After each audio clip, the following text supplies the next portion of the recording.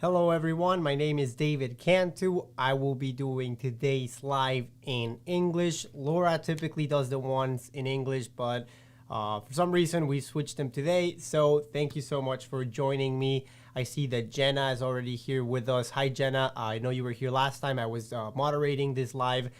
Thank you for joining us. Like I said, I will be doing the English live for today. But next week, I'll be back doing the other lives in Spanish, and Laura will be here with you guys in English.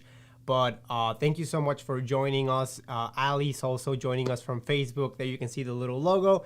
Hello, nice to see you. Nice to see you too, Ali. Thank you for joining us. Today, we'll be talking about a checklist that you guys should know, especially if you have students in high school that are going to college. A lot of the things that we'll be covering today are super important, and we will be talking about them shortly. But first, I want to give everyone a few minutes to join this live. And like I said, Laura is moderating this live today. She will be answering questions in both Facebook, YouTube. If you guys haven't subscribed to our YouTube channel, please do so. Click the button below this video to subscribe. And if you haven't liked our Facebook page, you can also like it so that you do not miss these lives. And come to think of it, this is actually my second live in English. I typically do the ones in Spanish, but thank you for joining us. I'm very excited to be answering all your questions and giving you a lot of feedback, because this is a very important topic. Like I said, Laura, there she is answering questions. Feel free to let us know where you are joining from in the chat. Type down with your keyboard where you are joining us from. If you're watching us through your phone, use those thumbs to say hello. I like when the chat is much more interactive, because everyone has a better time, and the learning experience is much better. So before we start, let us know where you are joining from, and if you have children, or if you're a student in high school, if you're a parent, please let us know. If you have students in middle school or high school, that way I know who I'm speaking with, and I know everyone's situation better. So like I said, today we will be talking about a checklist for students who are going to college. This is a sneak peek of what we'll be talking about later in this live. Some of the requirements that parents and students must know before the college application season, which by the way already started for a lot of you seniors. These are some of the steps that you guys need to know. And we'll be talking about this shortly, but before we start, please let me know where you are joining us from. And if you are a parent, please let me know if you have students in middle school or high school. Share their grades. That way I know, again, who I'm speaking with. And here we go. We have a couple of answers. Jenna is saying that she's joining from Tennessee. I have a son in middle school and a high school junior. Perfect. That's a great time to start. It's not really rocket science. Everything that we talk about here is not too difficult to understand. But if you are 2 steps ahead of the game, not 3, not 4, but if you are just 2 steps ahead, everything will be easier and it won't be such a headache in the future. So I'm very happy to see that you are joining us weekly and that you are, interacting a lot in these lives, Jenna. Thank you for sharing that. And Ali says she has a son at Ivy Tech. Thank you, Ali, for sharing that with us. Thank you for joining us. My pleasure. No problem. So like I said, my name is David Cantu. I am one of 4 siblings. I know you guys have met Francisco, Laura. There's also Vidal. But we all went to college in the U.S. We moved here from Mexico when we were in 2011. So we moved from Mexico to Florida, and then we all did high school, a little bit of middle school in the U.S., went to college. As a family, we earned more than $500,000 in aid and scholarship, and now we teach how we did it through Best College Aid. Through these lives, we share some of our experiences, and we give out a lot of valuable information. So please share this with other people who might need this information. And like I said, today we'll be talking about college application checklist. November, almost the end of 2021. What a year it's been. It's been very heavy for a lot of people, and for me personally, it's been a roller coaster. But like I said, today we'll be talking about this college planning checklist for November, and we'll be talking about a lot of important questions that a lot of parents have asked me through email, through our webinars. And why don't we go ahead and get started? If I don't see anyone else in the chat, but while I'm presenting, I will be answering questions at the end of the live. So please write down your questions. Laura will answer some of your questions, but if I don't get to your questions during the presentation, please wait till the end and I will give you a one-on-one response, okay? So let's go ahead. And by the way, this is our schedule for the lives. I know some people are a little confused because we used to do our lives on Monday in English, but now we do 2 lives on Monday, English and Spanish. So this is our schedule of our lives. Please feel free to take a screenshot or write it down wherever you remember. We're also live on Instagram and TikTok. We post a lot of good content in there. So make sure that you guys follow us on Instagram and TikTok. Laura takes care of our social media accounts, and she's doing a great job. So if you guys want to take a photo, a screenshot, write it down. There is the schedule. And I see that Dan is also here. Hello, Dan. Thank you for joining us. And yeah, let's go ahead and get started. Take a sip of water before we start. All right, so it's already November, almost the end of the year. It's flown by. It's been a very quick year, I guess. Some people were doing hybrid school. Some people went straight to in-person classes. Whatever the case may be, the colleges and universities, it's not like they don't care, but they will ask for the same stuff, whether you went to a hybrid model school because of COVID, or whether you went to in-person classes or homeschooling. For homeschooling, it's a little more different. It's a little different, but it's very similar. The requirements are pretty much the same. And like I said, like I showed earlier, these are some of the requirements that you as a family need to complete. The earlier, the better. Number one, the FAFSA and the CSS profile needs to be submitted. You guys need to pay for the application fees. Some application fees can range between $40 or $20. There's also a $0 cost for some colleges don't charge an application fee, but there are some universities that charge $80 to send the application fee through the Common App or through their own portal. I'll talk more about the different portals in a bit, but you need to pay for those and be prepared to pay that amount of money, because it could be a lot of, if you apply to 10 schools and each application fee is $20, well, that could cost you some money. So a lot of people don't know that you have to pay for application fees, not only for universities, but also to take the tests and to send out different, maybe some AP scores. To even take AP classes, you might have to pay a fee. It's worth it, of course, but be ready for that. You need to be ready to write your personal essay, your writing supplements as well. The Common App, the Coalition application, all the universities that use different portals will ask for an essay. So you have to write an essay, and some schools, the better ones usually, ask, or the more selective ones, not necessarily better, but the more selective universities and colleges in the US will ask for writing supplements, okay? So that's why there's an asterisk right there, if applicable. The CSS profile, like you can see, and like how we've talked about in previous lives, it's optional. So not every school will require the CSS profile, just like not every school will require the writing supplement, all right? There's also the recommendation letters. Typically, you'll need 1 or 2. Some schools might not ask for recommendation letters, but again, the more selective schools will ask for recommendation letters, letters of recommendation, however you guys say it. You will also need to send your ACT and SAT scores. I'll talk about this a little bit more in depth later on. There's also an admissions interview. Again, the more selective universities, like the Ivy Leagues, I know someone mentioned that they went to an Ivy college. The more selective universities will require an admissions interview. My sister Laura had one for Syracuse University. I had one for Cornell.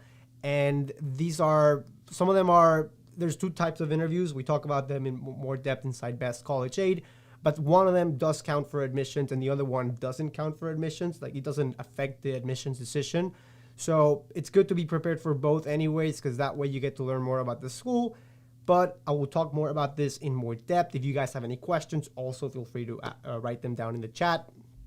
And there's also the official high school transcripts that you have to send to the universities in your list. And that's towards the end of the process. I skipped the art, music, fashion portfolios just because this is more of an extracurricular activity that if you guys do not plan on playing sports or performing a musical instrument, being in the fashion program, you do not have to send the portfolios, right? If applicable, there's the asterisk, but you will need to send a portfolio, send your times to the coach, communicate with whoever is in charge of accepting students who want to perform in these different activities so that you can get accepted with scholarships, all right? So these are some of the requirements, a very broad overview. A lot of the things that you saw in there we have talked about in some previous lives, and we go in more depth inside our course, Best College Aid.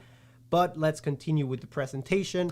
There are two different types of application, the portals, excuse me. There are three different types of portals. There's, and you have to ask yourself this question: how will students send their applications, right? Something that seems very easy for some people, but might not be so easy for others because they don't understand how the process works. And there are three different types of applications or admissions portals that the universities use to collect these forms and evaluate applicants, right? There's the common application, from left to right, common application, then there's the coalition application, and then there is the university's application portal, okay?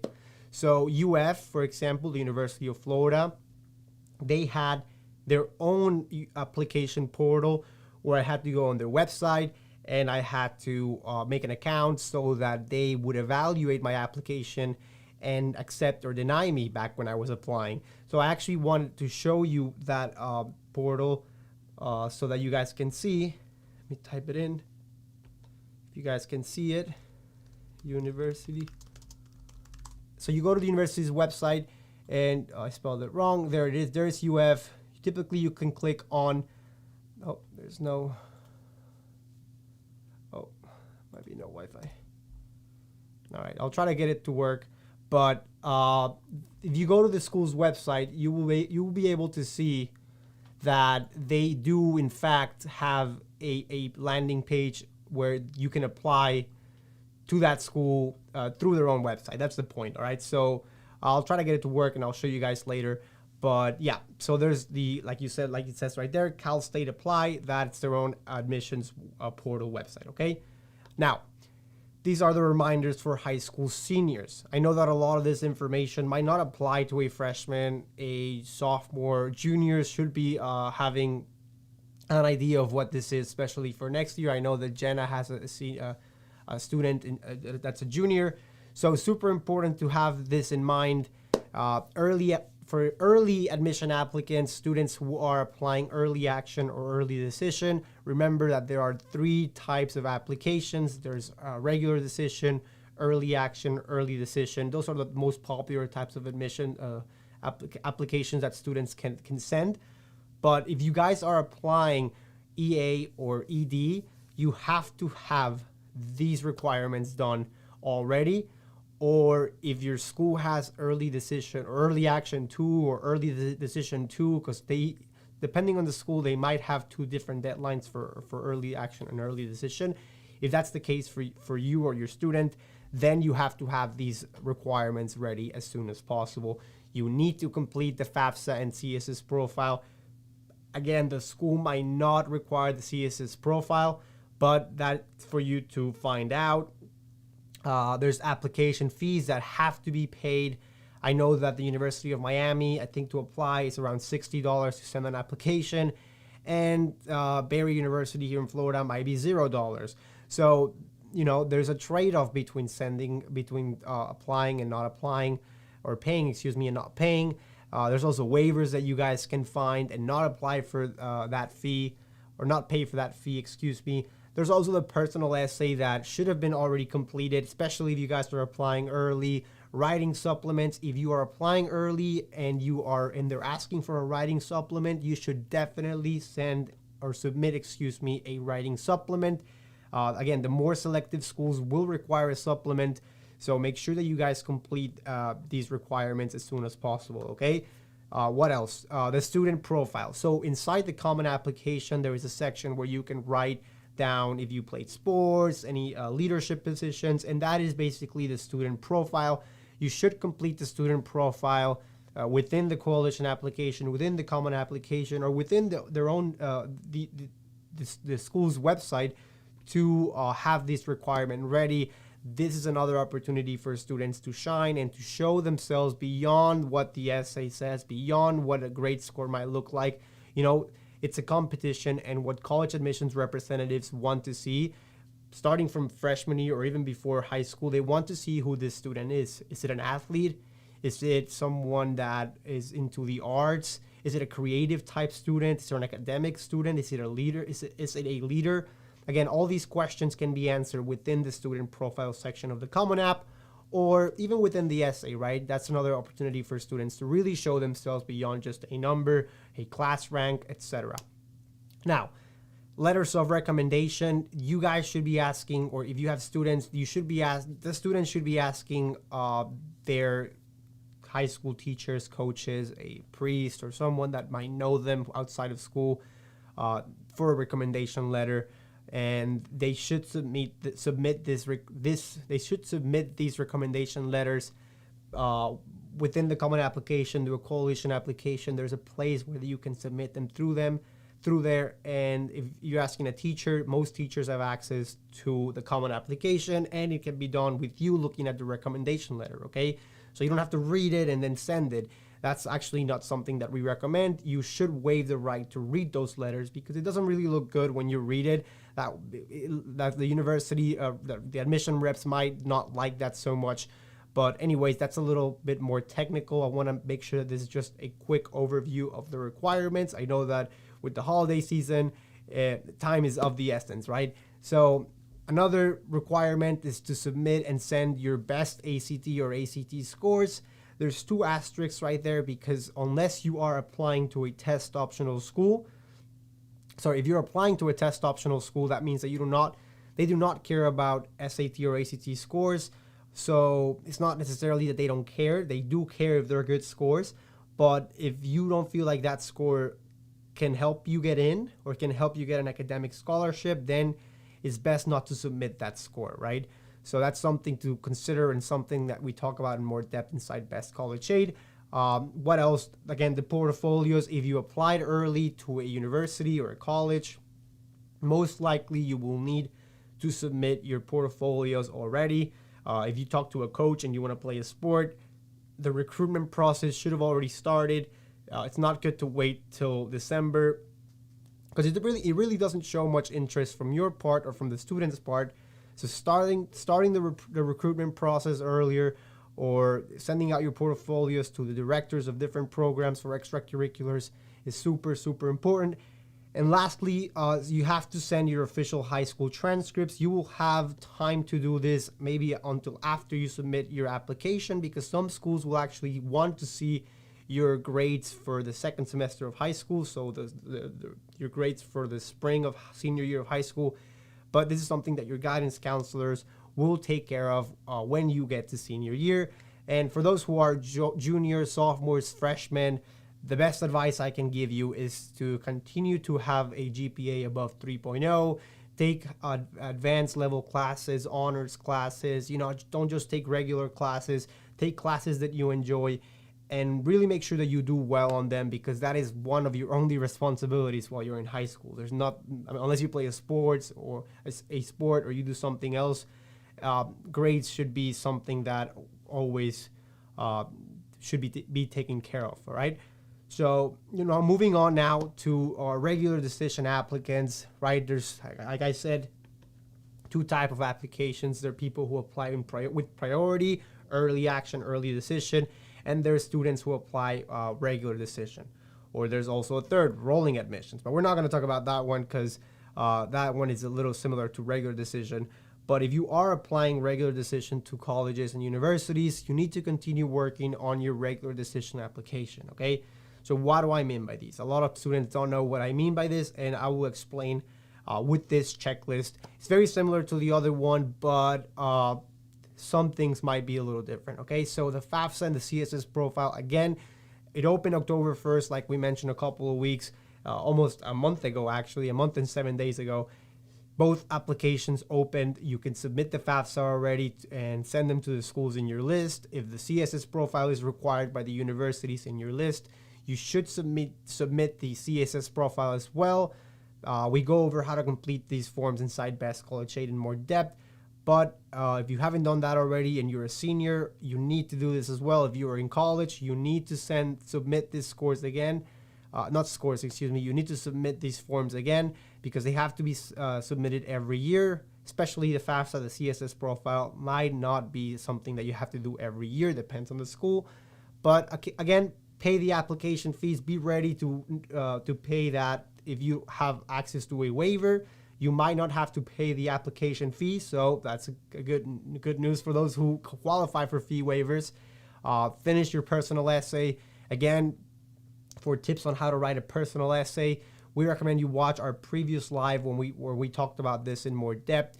You have to finish writing your writing supplements, if applicable. Again, if you're applying regular decision, it might be a good idea to submit your writing supplements if the school asks for this, as it will show more interest than those who do not write this, as it shows more interest than those who choose not to write the supplements, right?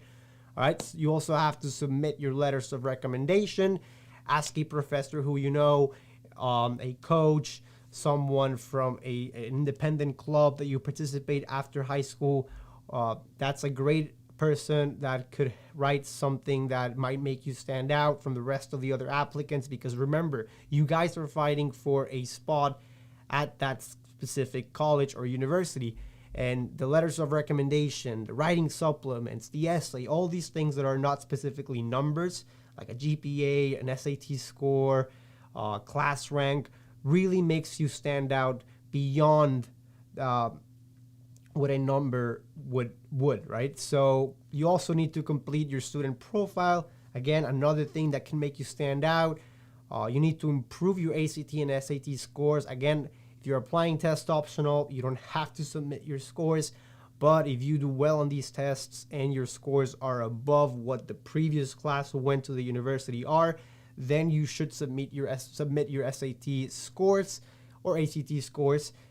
You should also send, at the end of the year, you should talk to your guidance counselor so that they send your official high school transcripts. That way the university received everything from financial aid to everything regarding your academics, right? And if you're playing a sport or doing something beyond the classroom, you should also talk to the specific person that's in charge of that at the college. Like I said many times, I was a swimmer in college, so I had to talk to my coach early in the year. I organized a recruiting trip, went to visit the school, and that ultimately helped get an athletic scholarship. And when I had to appeal my financial aid, he helped a lot, the coach helped a lot, and that's something that we have taught to our students in Best College Aid many times, and something that you guys can implement at home as well. Laura also did theater in high school, and she went to Marist as well up in Poughkeepsie, New York, and she actually managed to get a theater scholarship as part of her financial aid package. She talked to the director. She sent out a portfolio with the plays that she had been in, some of the work she had done, and it ultimately helped her get a scholarship, okay? So those are the requirements for regular decision. I also talked about the requirements for early admission applicants and the portals that are used by students to send out applications. You guys can go back and pause this presentation, take screenshots. We'll also send you an email if you are subscribed to our newsletter with the replay as well later on. And now I want to see if there's any questions about this topic. I know I kind of flew by some of these requirements, but if you guys have any questions, please let me know, and I will be answering these questions shortly. All right. So I see that Renee joined while I was live or while I was presenting. Thank you, Renee, for joining us. She asked, should we write the optional writing supplements? Yes, you should write those essays, as they can help you make your application stronger. And again, just because they're optional, that doesn't mean that you don't need to put a lot of effort into them. On the contrary, you should actually put a lot of effort. and write about yourself, make yourself stand out, and everything will be better that way. Okay, so another question that I get asked a lot during this time of the year is how often should I fill out the FAFSA? So the FAFSA should be filled out every year. If you are a senior in high school, you need to fill it out for the first time. If you are a freshman in college, you need to renew the FAFSA. It will give you an option there to renew the FAFSA every year. You will need to do this every year before the next academic year. The CSS profile, again, might depend on the school. I know international students have to fill out the FAFSA every year. But again, the CSS profile, international students fill out the CSS profile every year. But the FAFSA must be submitted and renewed every year before college, okay? Now, another question that I get asked is, when should students take the SAT or ACT? It's a great question because there's actually practice tests like the PSAT that can be done in sophomore year. And in regards to the SAT and ACT, I think you guys should start taking it, or your students should start taking it in the sophomore year on early fall of junior year, right? So not senior year, not last minute in senior year, and not too early like freshman year.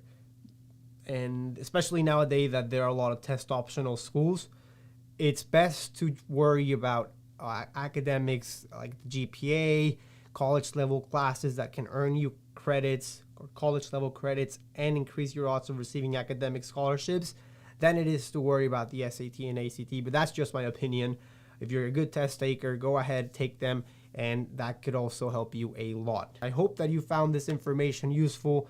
We will be back next Monday talking about a different topic, and we'll be going live tomorrow on Instagram and on TikTok.